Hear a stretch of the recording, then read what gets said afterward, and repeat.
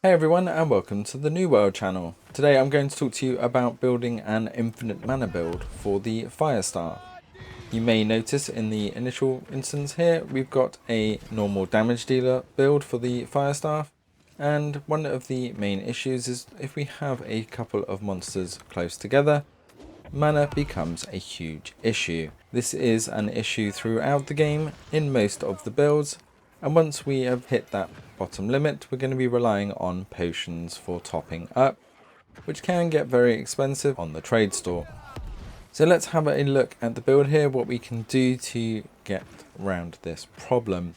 As I said, I call this the infinite mana build. Of course, it's not really infinite, but it is extremely close. So you will need a minimum of 7 points. I have 10 available, so you can increase it a little bit more.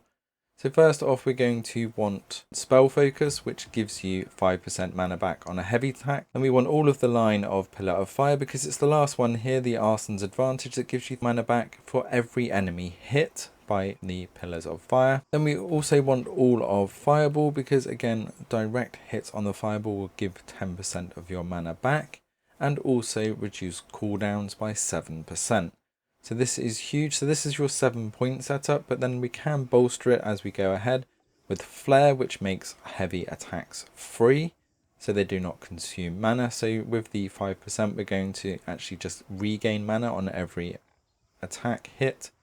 And then I also like Singe, which gives the critical burning effect, and then also the heavy attack cooldown, which gives a 1% cooldown for every heavy attack hit. So we're going to be using that heavy attack quite a lot.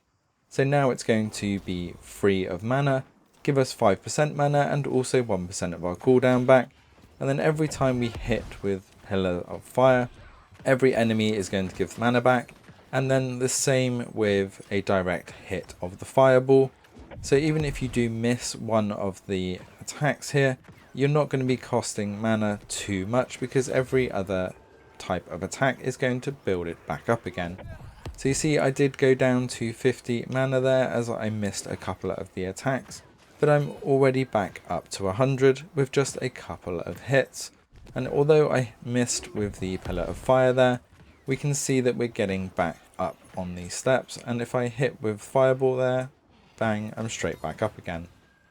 This really comes into play in things like Corruption, where there is just a constant stream of enemies, and you'll see here, especially when there's groups of enemies, you gain mana back faster than you can spend it. So with the cooldown effect here, it really does help having those groups of enemies, and we just build that mana straight back up, giving constant DPS. Now I went for Singe there for the critical burning effect, but because we do have mana above 50% a lot of the time, Empower is a great addition, which gives you another 10% damage boost while your mana's above 50%. So this is a really good damage dealing build for that constant attack. So when it comes to PvP, how does it fare? Well, just as good actually. So just rocking the 2 skills here, because of those cooldown effects, really does make some huge damage. And because we're not draining mana, even if you miss that occasional hit, spam that heavy attack and you're going to gain all your mana back again.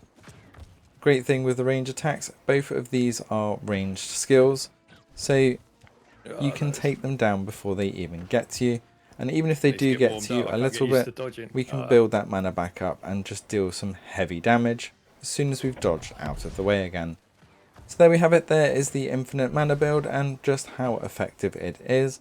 Let me know in the comments below whether you are using something similar or whether you're going to switch over and give this a try before the beta finishes, and also when the end game arrives at the end of August.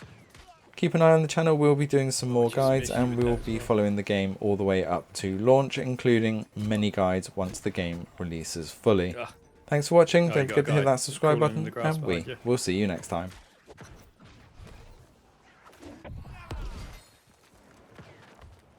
Nicely done.